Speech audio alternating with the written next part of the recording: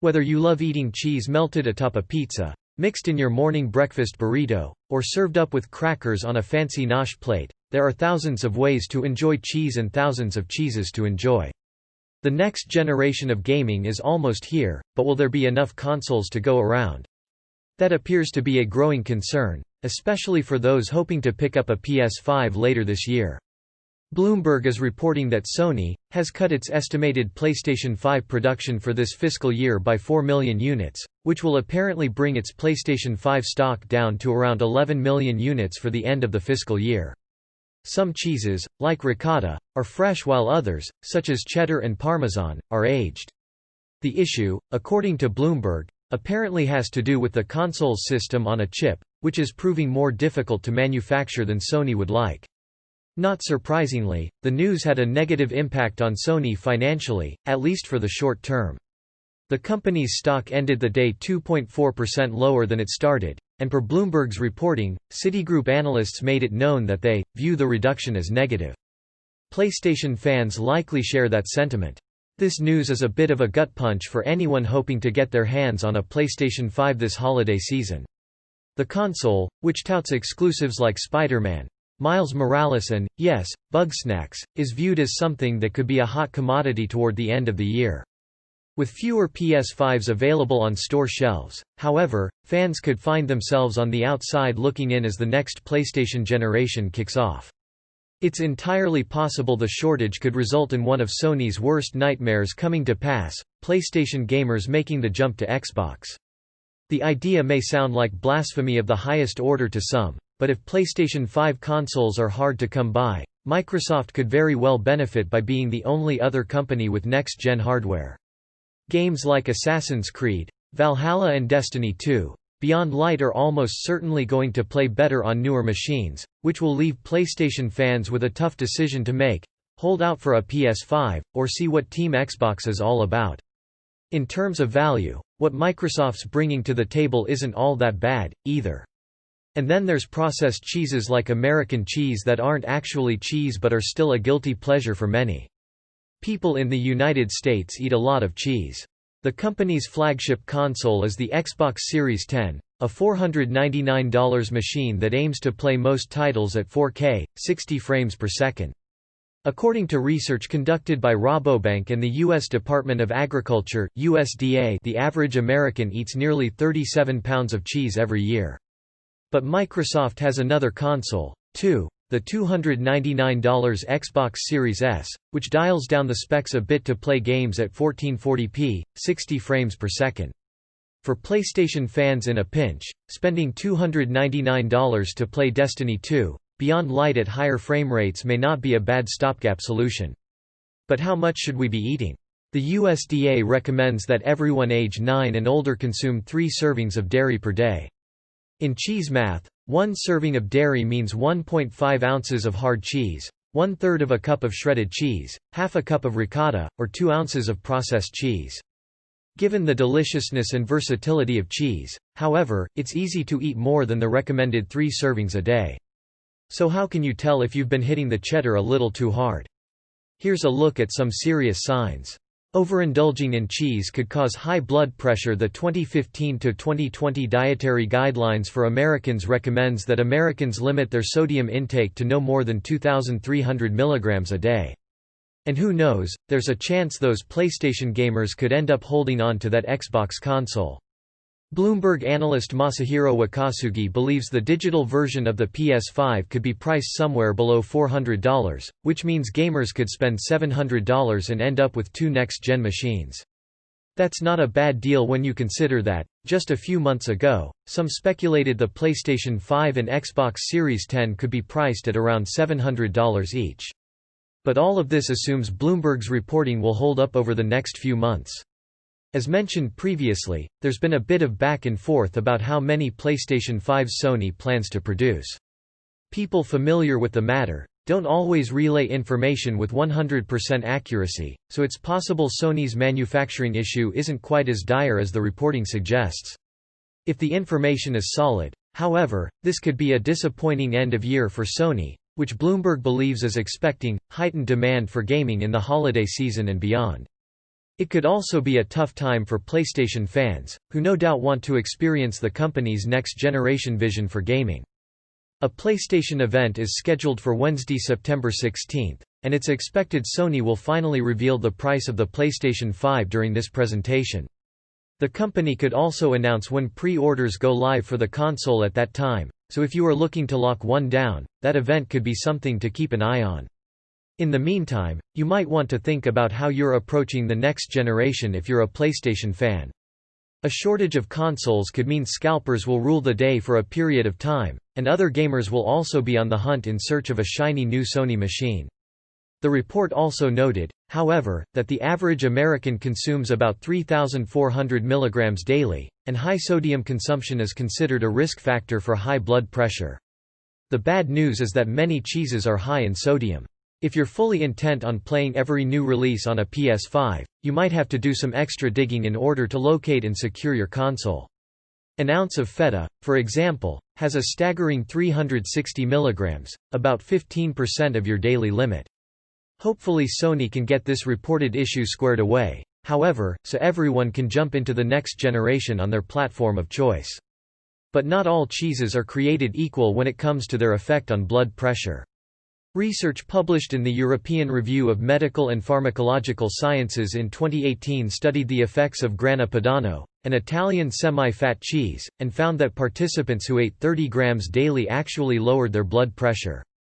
Citing the study's author Giuseppe Crippa, director of the hypertension unit at the Guglielmo Salicito Hospital in Italy, Men's Health revealed that this particular cheese contains two compounds, isoleucine proline (IPP) and valine proline (VPP), that relax blood vessels and lower blood pressure. But for everyone not eating this kind of cheese, it's a good idea to watch the sodium in the cheeses you do eat, particularly if you already have high blood pressure. Is cheese to blame for your weight gain? According to the energy balance model of weight control, if you eat more calories than you burn, you'll gain weight, and if you expend more than you consume, you'll lose weight. Unfortunately for cheese lovers, many cheeses tend to be very calorie-dense because of their high fat content.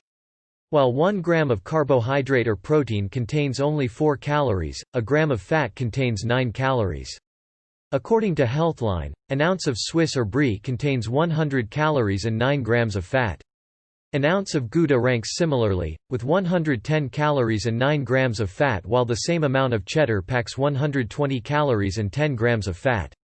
For a lighter alternative, you can choose more moisture-rich cheeses like feta, a cup has 60 calories and 4 grams of fat, or mozzarella, an ounce has 85 calories and 6 grams of fat.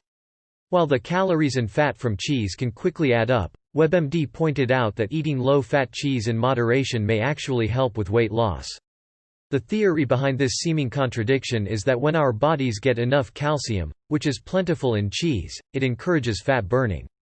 Your high cholesterol may or may not be the result of your love affair with cheese. According to the Centers for Disease Control and Prevention, CDC, 29 million Americans, more than 12% of adults aged 20 and up, have total cholesterol levels higher than 240 mg per deciliter.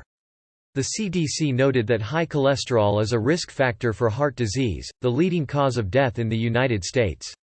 The American Heart Association, AHA, has linked the saturated fat in cheese and other dairy products to increased low-density lipoprotein, LDL, or bad cholesterol, and thus, heart disease. The AHA recommends that saturated fat should make up no more than 5 or 6% of your daily calories. However, not all experts agree. One 2015 study published in Food and Nutrition Research found that, cholesterol levels did not increase after high intake of 27% fat Gouda-type cheese over 8 weeks intervention. A meta-analysis published in the American Journal of Clinical Nutrition in 2016 concluded that, dairy fat intake was not significantly related to risk of total CVD cardiovascular disease, although they did note that replacing the fat in dairy products with polyunsaturated fats from vegetable oils decreased cholesterol levels. Is too much cheese the reason for your sinus congestion? Contrary to what we were told growing up, milk and dairy products like cheese don't actually increase mucus production when you have a cold. But there's another reason that some people feel stuffy after they eat cheese. According to Healthline, histamine is a chemical produced by the body and found in some foods that triggers the release of stomach acid to aid digestion. It's also part of the body's immune response that occurs after an injury or allergic reaction. The enzyme diamine oxidase (DAO) breaks down histamine, but some people either have a DAO deficiency or an imbalance in their gut bacteria that leads to a buildup of more histamine than their DAO levels can handle. These people have what's known as histamine intolerance, and, when histamine levels get too high, it can cause a number of unpleasant symptoms, including nasal congestion and sinus problems. According to a 2007 study published in the American Journal of Clinical Nutrition, 1% of the population is histamine intolerant. Unfortunately for cheese fanatics, aged cheeses are particularly high in histamine, and overindulging could lead to uncomfortable stuffiness. If you get frequent migraines, you may need to cut back on cheese if you have a histamine intolerance. Exposure to too much histamine, like what's found in aged cheese, can cause headaches and migraines, according to Healthline. Aged cheeses can also present another problem for migraines sufferers because of their high tyramine content. According to WebMD, tyramine is a substance known as a monoamine and is found in aged and fermented foods. Our bodies produce the enzyme monoamine oxidase (MAO) to help break down tyramine. However, for those who don't produce enough MAO or are on a type of antidepressant known as a monoamine oxidase inhibitor (MAOI), tyramine can build up in the system. How exactly it causes migraines is unknown, but tyramine may trigger production of too much norepinephrine, which, in turn, can cause changes in the brain that lead to migraines. If you are of the 12% of Americans who suffer from migraines, you may need to stick to cheeses that haven't been aged, like mozzarella. Overeating cheese can lead to heartburn. According to the American College of Gastroenterology, more than 60 million Americans get heartburn at least once per month. Frequent heartburn may be a sign of gastroesophageal reflux disease (GERD), which can have serious consequences, like esophageal cancer, if left untreated. Johns Hopkins Medicine noted that cheese is a food that can often cause heartburn. This may be because eating cheese triggers the release of a hormone called cholecystokinin. When we eat foods containing fat and protein, both of which are found in cheese, cells in the small intestine secrete cholecystokinin. This messenger signals the pancreas to release digestive enzymes and the liver to release bile, both of which help break down the fat and protein. Research published in the journal Gut found that high levels of cholecystokinin cause the lower esophageal sphincter to relax, making it easier for stomach acid to flow back up into the esophagus, causing heartburn. Eating too much cheese can cause bloating. Just because we love the taste of cheese doesn't mean our bodies love digesting it.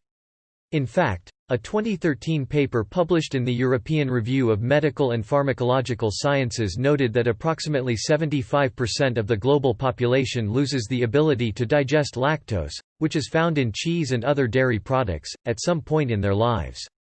According to the Mayo Clinic, lactose intolerance occurs when the small intestine can no longer produce enough of the enzyme lactase to break down the lactose in the dairy products we eat or drink. This can cause a variety of unpleasant gastrointestinal symptoms, including bloating. How much lactase a person can produce will dictate just how lactose intolerant they are. If you're lactose intolerant and want to avoid the bloating cheese can cause, one option is to take medication that contains the lactase enzyme.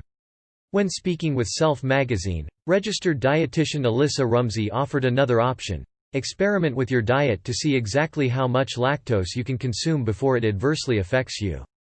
You may find hard cheeses, like Parmesan and Swiss, easier to tolerate than other cheeses due to their lower lactose content, according to Rumsey. If you're always gassy, cheese may be the culprit. A particularly uncomfortable symptom of lactose intolerance is gas. Registered dietitian Trista Best explained to Health Digest that excessive gas is not a normal part of the digestion process and is instead a signal that things aren't being broken down properly. Even if you don't normally have a problem with cheese, Best revealed that eating too much at one time can cause issues. In speaking with Health Digest, she revealed, even those without a lactose intolerance diagnosis can have temporary lactose intolerance side effects when they eat too much cheese. If too much is eaten at one time, the body may not be able to produce lactase fast enough to keep up, which leads to gas and other gastrointestinal discomfort. But how exactly does the lactose in cheese cause gas? According to a 2002 paper published in the American Family Physician, when someone who's lactose intolerant consumes lactose, their bodies are unable to digest it. As such, bacteria in the large intestine then ferments the lactose. This fermentation process produces gas. Healthline noted that lactose belongs to a group of sugars known as FODMAPs, fermentable oligo-D, monosaccharides and polyols. Some people are sensitive to FODMAPs and must avoid or restrict particular sugars to avoid GI upset. This may be a sign that you need to eat less cheese. For those who are lactose intolerant, eating cheese can really wreak havoc in the body. WebMD noted that diarrhea is one of the many gastrointestinal symptoms associated with lactose intolerance. The good news is that some cheeses are quite low in lactose and should be safe to eat for most lactose intolerant people. An article published in the magazine Real Simple highlighted 9 of the lowest lactose cheeses: Munster, Camembert, Brie, Cheddar, Provolone, Gouda, Blue, Parmesan, and Swiss. But, ironically, eating too much cheese can also lead to constipation. If your diet contains so much cheese that it leaves you too full to consume other, more colon-friendly foods, constipation may result, SFGate explained. The article noted, if your diet was high in cheese but low in high-fiber plant foods, you might want to blame your constipation on the cheese, but in fact the culprit would be the absence of fiber. So if you're going to go crazy on the cheese, make sure you balance out your diet with fiber-rich vegetables and whole grains. Are you having an allergic reaction to the cheese you eat? Although many people mislabel their lactose intolerance a milk allergy, the two conditions are actually very different. According to the Mayo Clinic, people with a milk allergy have an abnormal reaction to one or both of the proteins in dairy products, casein and whey. Eating dairy triggers an immune response that can cause hives, swelling in and around the mouth, shortness of breath, GI upset, and, in severe cases, anaphylaxis and even death. Lactose intolerance, on the other hand, is caused by the body's inability to digest the sugar lactose in milk and doesn't affect the immune system. The American College of Asthma, Allergy and Immunology reported that 2 to 3% of children under the age of 3 are allergic to milk, and about 20% will not outgrow the allergy by the time they turn 16. While people with a milk allergy must avoid all dairy products, cheese is particularly dangerous for those allergic to the casein in dairy. As Forbes explained, a cup of milk contains 7.7 grams of protein, 80% of which is casein. When converted to cheddar, for example, the protein content multiplies 7-fold, to 56 grams. Eating too much cheese could be causing your breakouts. If you're dealing with adult acne, you should know that the cheese you're eating may not be doing your skin any favors. The Mayo Clinic called out 4 underlying causes of acne: excess oil production, clogged hair follicles, bacteria, and overactivity of androgens. The clinic noted that diet, particularly some dairy products and carb-rich foods, may worsen acne. It isn't clear exactly how dairy products affect acne. Healthline highlighted several theories, including a possible connection between the hormones given to dairy cows and our own delicate hormonal balance. The growth hormones naturally present in milk might also be to blame. A third possibility is that dairy, combined with refined carbohydrates, may increase insulin levels and make skin more prone to acne. And even if cheese isn't contributing to your breakouts, it may be causing other skin problems. As registered dietitian Trista Best told Health Digest, sensitivities to dairy can also express themselves on the skin through rashes, dry patches, and uneven skin tone. Overindulging in cheese could worsen your sleep apnea. Eating a cheese-heavy meal, especially at dinner, may make it more difficult for you to get a good night's sleep. A 2018 study published in the American Journal of Lifestyle Medicine examined how different dietary factors affected the severity of obstructive sleep apnea (OSA) among 104 participants with the condition. The study's authors, led by board-certified internist Caitlin Bove, found that eating greater than 2 servings of dairy daily was associated with worsening severity of OSA. It's important to note, however, that the researchers did not distinguish between different types of dairy products. Sleep apnea is a condition in which breathing stops and starts as someone sleeps. OSA is the most common form, and occurs when the throat muscles relax and close off the airway. It's a serious condition that also increases a person's risk for a number of other conditions, including type 2 diabetes, metabolic syndrome, high blood pressure, and heart attack. According to the American Sleep Apnea Association, 22 million Americans have sleep apnea, but 80% of moderate and severe cases go undiagnosed. Should you be worried about breast cancer if you eat a lot of cheese? Roughly 1 in 8 women will be diagnosed with breast cancer at some time in her life. It's the second most diagnosed cancer behind skin cancer, and, because it's so common, researchers have worked hard to try to determine which factors may increase or decrease a person's chances of having breast cancer. In the case of cheese and other dairy products, however, the evidence is conflicting. For example, an older study published in the Journal of the National Cancer Institute analyzed the eating habits of nearly 3,000 French women and concluded that, the risk of breast cancer was found to be positively associated with frequency of cheese consumption and the level of fat in the milk consumed. But another study, published in the journal Cancer Research some 3 years later, came to a different conclusion. The researchers focused on fermented dairy products such as yogurt, buttermilk, and cheese and found that, a statistically significant decrease in breast cancer risk was also observed for increasing intake of Gouda cheese. Interestingly, a 2020 study revealed that, higher intake of dairy milk were associated with greater risk of breast cancer, whereas, no important associations were noted with cheese and yogurt. Cheese may actually be addictive if you're suffering some of the negative consequences of eating too much cheese but it feels like you just can't kick the habit. It may be the cheese, not your willpower, that's to blame. Dr. Neil Barnard, a clinical researcher and author of The Cheese Trap, explained that cheese contains casein fragments known as casomorphins via Forbes. Casomorphins are a type of natural opiate and function the same way as other opiates do in the body. According to Barnard, these opiates attach to the same brain receptors that heroin and morphine attach to.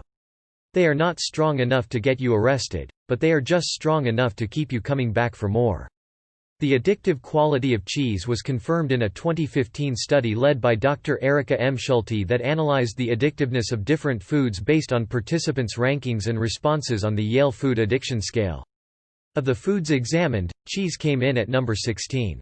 Several processed foods containing cheese, however, scored even higher. Cheeseburgers came in at 9th place and pizza was near the top of the list at number 4. There's no Cheeseaholics Anonymous yet, but maybe there should be.